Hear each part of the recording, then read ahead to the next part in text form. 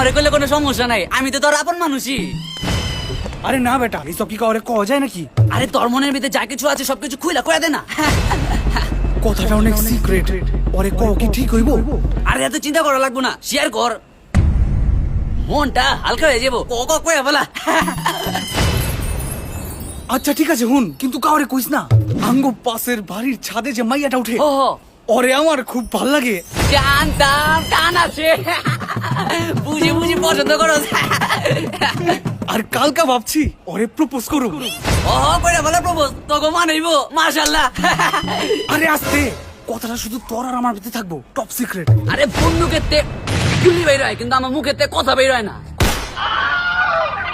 তেহিজ ভাই, মানসেরা জানলে কিন্তু ঝামেলা আছে। আরে কোনো ঝামেলা নাই, বন্দুকের তে গুলি বের হইব, মাগার আমার মুখের তে কথা বের হইব না। এটার লেগেই তো আমি তোরে বিশ্বাস করে কইছি।